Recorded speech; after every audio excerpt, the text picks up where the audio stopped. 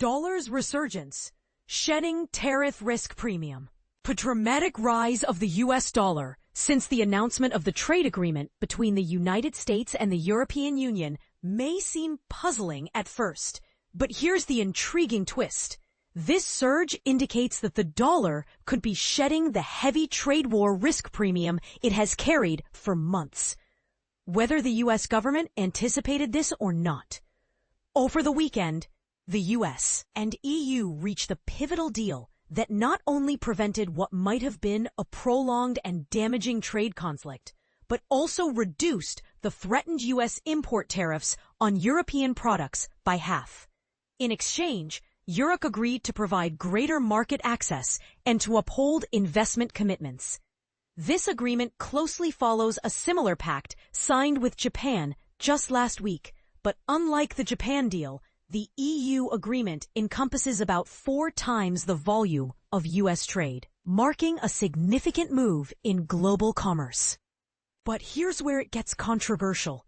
When the Japan deal was announced last Tuesday, the Japanese yen initially strengthened, signaling investor confidence.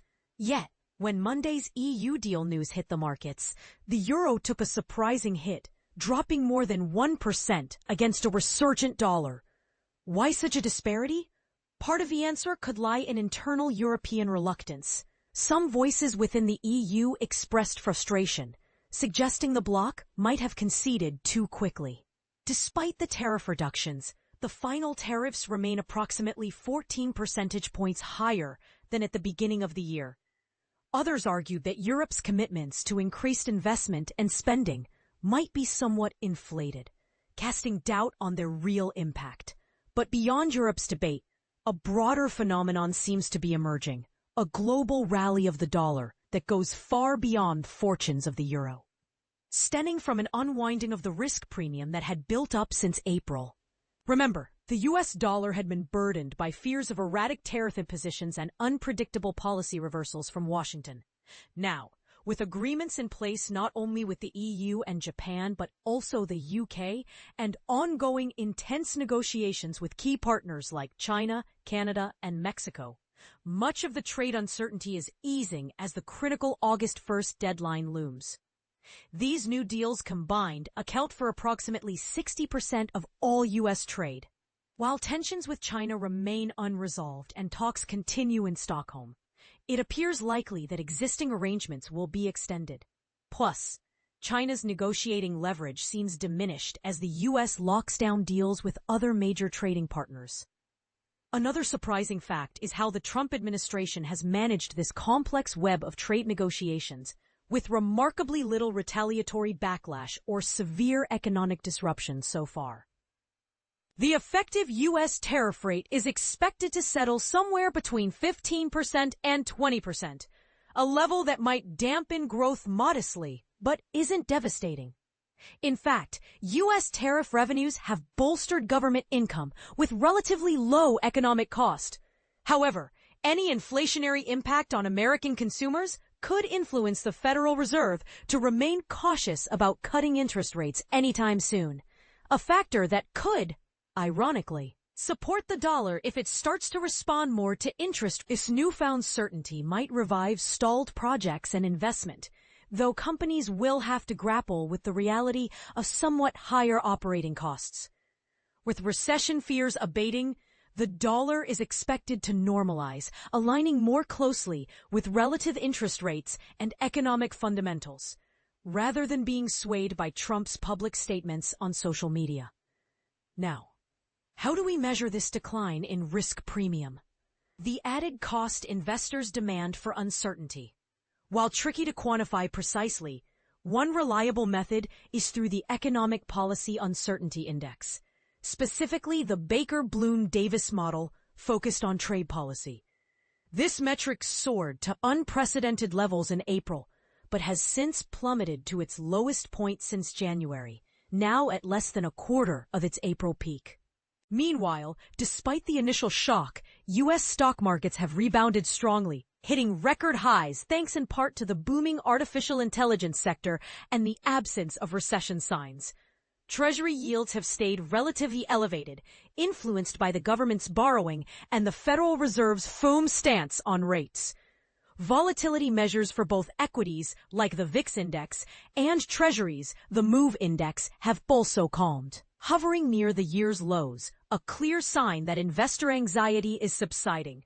What's intriguing is that among all major currencies, the dollar had been the weakest performer so far in the year. However, it is clawing its way back. A key factor lies in how the dollar is gradually reconnecting with its usual relationship to yield differentials across the Atlantic. After April 2nd, the yield gap on two-year treasuries widened sharply in favor of the U.S. by about 40 basis points and remains about 20 basis points wider now. Yet, instead of the dollar strengthening alongside this gap as it normally would, it declined over 6%. This unusual move reflected a heightened trade risk premium, driven by foreign investors' concerns, hedging activity, and shifts in capital flows. Recently, that selling pressure has diminished, and the dollar's 1% jump on Monday suggests a positive momentum that could persist thanks to the significant yield advantage. But here's a question worth pondering. Is a strengthening dollar truly what former President Trump desires? The prevailing view throughout the year has been that Trump prefers a weaker dollar to help reduce the U.S. trade deficit and boost exports. On Friday, he reiterated this stance, saying, "It doesn't sound good, but you make a hell of a lot more money with a weaker dollar. Not a weak dollar, but a weaker dollar than you do with a strong dollar." If the dollar continues to rise sharply, political pressures will intensify on the Federal Reserve to lower interest rates aggressively to counteract the currency's strength. This ongoing tug-of-war raises important questions. Will Washington actively try to curb the dollar's resurgence, or will economic fundamentals override political preferences? How sustainable is this decline in the risk premium amid evolving global trade dynamics? And critically, do the benefits of tariff revenues justify the risks of elevated tariffs? These are the debates investors, policymakers, and citizens should keep close tabs on, and why your thoughts and opinions on this matter are more valuable than ever. U.S.-EU trade deal sparks dollar surge. What you need to know. Imagine the ripple effect of a major trade deal. On July 29, 2025, the U.S. dollar surged against key currencies like the euro and yen, all thanks to a groundbreaking agreement between the U.S. and EU that staved off a potential global trade war and brought a wave of market stability. This isn't just about numbers on a chart. It's about how one diplomatic win can shift investor confidence overnight and reshape international relations. Let's break this down step by step. The deal itself came from negotiations between U.S. President Donald Trump and European Commission President Donald Trump. Wait, that's a typo in the records. It should be European Commission President Ursula von der Leyen, but you get the idea. They agreed on a 15% import tariff on EU goods, which is half of what Trump had been threatening to impose starting August 1st. This compromise not only eased tensions, but also provided businesses with the predictability they crave to plan investments without fearing sudden economic shocks. To put this in context, this isn't an isolated event. Just last week, the U.S. inked a similar pact with Japan, and now high-level talks with China are resuming in Stockholm on the same day, with hopes of extending a truce and avoiding steeper tariffs. For beginners, think of tariffs as taxes on imports that can make foreign goods more expensive, potentially sparking inflation or retaliatory measures from other countries. It's like a domino effect, where one move can topple the whole trade landscape. Now, looking at the currency shifts, the dollar didn't just inch up, it made notable gains. Against the safe haven Swiss franc, it climbed 0.82% to 0.80155 francs. While it rose 0.29% against the Japanese yen to 148.12. The euro took a hit, dropping 0.81% to $1.6427.5, marking its largest daily loss since mid-May. Interestingly, the euro had initially jumped in Asian markets, but as traders digested the news, they realized that reduced global trade tensions might actually strengthen the dollar overall, leading to that reversal. And this is the part most people miss. While the dollar's boost seems straightforward, it's not just about the deal itself. According to Thierry Wisman, a global FX and rate strategist at Macquarie Group, the dollar's rise could stem from the perception that this agreement tilts in favor of the U.S., or even from the simple fact that the U.S. is rebuilding ties with its allies instead of drifting apart. He humorously compared it to marriage counseling rather than a divorce, suggesting that open dialogues might be keeping the economic relationship intact. For those new to Forex, currency strength often hinges on factors like interest rates, economic growth. But here's where it gets controversial. Earlier this year, the dollar had plummeted, especially against the euro, as fears of aggressive tariffs made investors nervous about the U.S. economy and prompted them to sell off American assets. Normally, currency values are heavily influenced by the difference in government bond yields between countries. That's the return investors get from lending money to governments.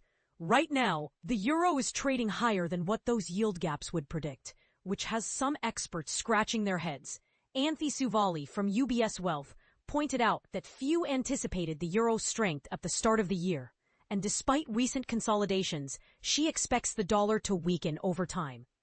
This raises questions about whether current market behaviors are driven more by emotion than by fundamentals. Shifting gears, as the dust settles on trade worries, investors are now zeroing in on other big events. The euro also weakened against the yen and sterling, having peaked at a one-year high against the yen and a two-year high against the pound earlier in the day. Meanwhile, the dollar firmed up against the pound, down 0.24% to $1.34. Looking ahead, all eyes are on corporate earnings reports from tech giants like Apple, Microsoft, Amazon, and Meta platforms, part of the so-called Magnificent Seven stocks that can sway entire market indexes. If these companies deliver strong results, it could draw even more money into U.S. investments, further bolstering the dollar. Add to that the upcoming policy meetings. He nearly pushed for firing Fed Chair Jerome Powell last week, but backed down, likely aware of the chaos it could cause.